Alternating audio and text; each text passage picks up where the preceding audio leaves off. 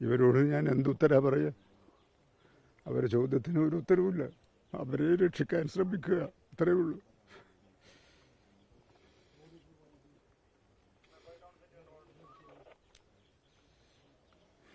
ഞാനിപ്പോൾ അവരെ പറ്റി ആലോചിക്കാം.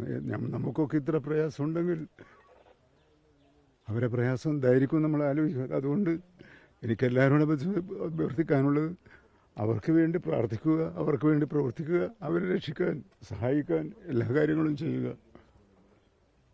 അവരെ നമുക്ക് രക്ഷപ്പെടുത്തണം, ആത്മവിശ്വാസത്തിലേക്ക് തിരികെ കൊണ്ടുവരണം, സാധാരണ ജീവിതം നയിക്കാനുള്ള സാഹചര്യം അവർക്ക് ഉണ്ടാക്കി കൊടുക്കണം.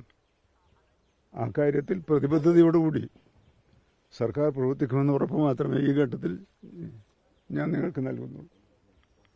നേരത്തെ പറഞ്ഞോളേ, നമ്മളിവിടെ വരുമ്പോൾ ഈ എല്ലാ ദിവസവും ഇവരുടെ ബന്ധുക്കൾ ഇങ്ങനെ ഒത്തിരി പേരാണ് വന്നുകൊണ്ടിരിക്കുന്നത്. നമുക്കും കാണുമ്പോൾ ഒരു ബുദ്ധിമുട്ടുള്ളൊരു കാര്യമാണ്. അല്ലാതെ ഇപ്പം നിങ്ങൾ പറയാതെ ഞാൻ അനുഭവിച്ചല്ലോ. ഈ അനുഭവം എല്ലാവർക്കും ഉണ്ടാവുമല്ലോ. മനുഷ്യൻ്റെ പ്രവർത്തനങ്ങൾക്കൊക്കെ ഇത്രയേ ആയുസുള്ളൂ എന്നാണ് ഇപ്പോൾ നമുക്ക് മനസ്സിലാക്കാൻ കഴിയും.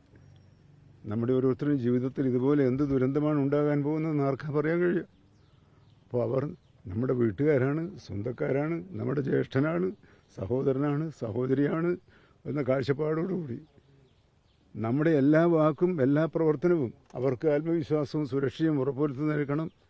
നമുക്കെല്ലാം കൂടി അവരെ സാധാരണ ജീവിതത്തിലേക്ക് കൊണ്ടുവരാൻ കഴിയണം. ആ പ്രതിജ്ഞയാണ് നമ്മളെല്ലാവരും ഇത്തരം ഘട്ടങ്ങളിൽ എടുക്കേണ്ടത്.